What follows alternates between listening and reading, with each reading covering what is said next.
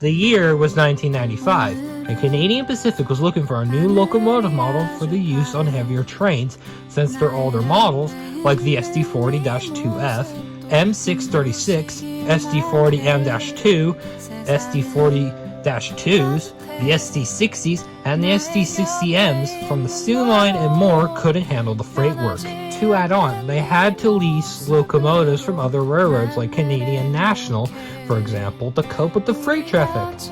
Hell, they leased locomotives from Via Rail. Such examples are F40s, their B units, and more.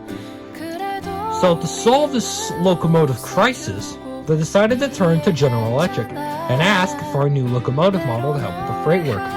Enter the AC4400CW. This new model was the first one to feature AC traction motors, going in two directions, while the DC motors could only go in one direction. These models were made in 1993 at the same time when the Dash 9s were being made for the Union Pacific, the Southern Pacific, Santa Fe, and more. The railway was so interested in this model, they ordered it in 6 batches. One of the batches we will be talking about today is the 5th batch, numbered 9750 through 9784.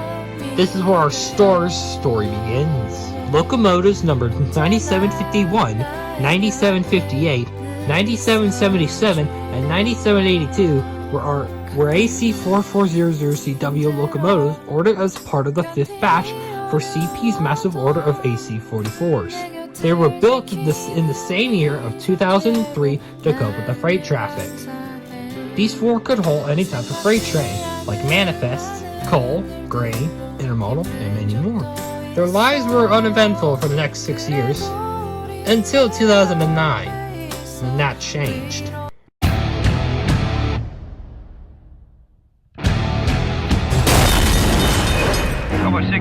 What's up? There's an unmanned train on the northbound track. Coming straight at it. In 2009, same year where I was born, Denzel Washington, Chris Pine, and Rosario Dawson are starring a movie called Unstoppable, directed by Tony Scott.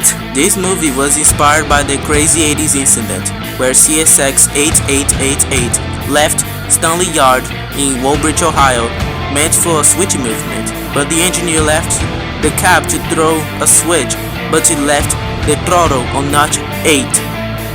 The locomotives. Tony Scott decided to lease locomotives from Canadian Pacific, Willie LeCurry, and the Southwest Pennsylvania Railroad with Canadian Pacific, leasing their 4 ES44s to Tony Scott as the villains of the movie, with Canadian Pacific 9777 and 9782 play as Allegheny and West Virginia Railroad 777, the antagonist, and 9752, 9751 as Allegheny West Virginia Railroad 767, just the follower of 777. Why the need to the two same locomotives for just 4 engines? Well, for 9777 and 9758 were used